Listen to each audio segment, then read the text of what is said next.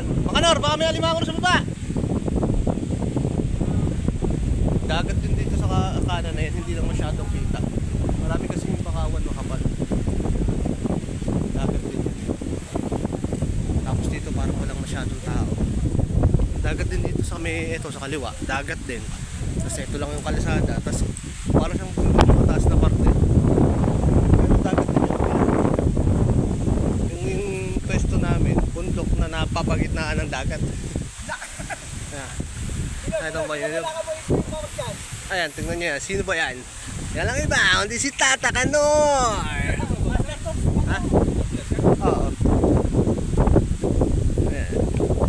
O dito, makita nyo rito yung alon. Pagka nasa probinsya, tingnan nyo yung baboy yan. Nakatali nila sa puno ng niyog.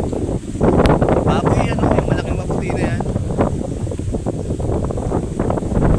Ayan, ito yung parting dagat na maalon. Pero dito sa may banda rito, hindi na masyadong maalon.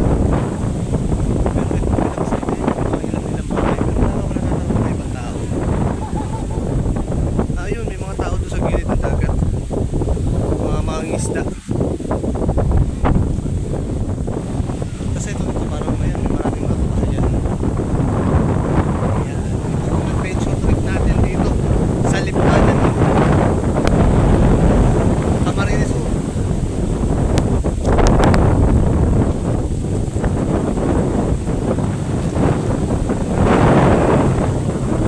Bahura sa gilid. Kita mo yung magandang klase.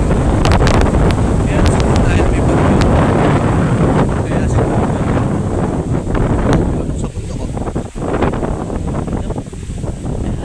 Ito kita na yung dagat sa kanang side. Ayan, medyo kita na siya. Marami rin bahay dito. May mga tao dito, kabayanan din siya.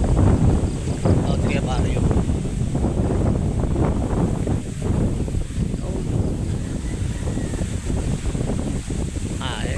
Naabot nga rito ang mga kandidato. May signboard ng mga ng kandidato. Ayan. Meron kaming tour guide dito natangay. Ayan. Tapos meron kaming nabiling tambakol na napakamahal. 300.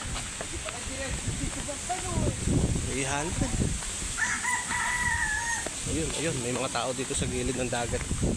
Sa may bandang kanan. Medyo mapayapa yung dagat dito sa kanan, ano? Hindi maalon. Yung parteng may bakawan.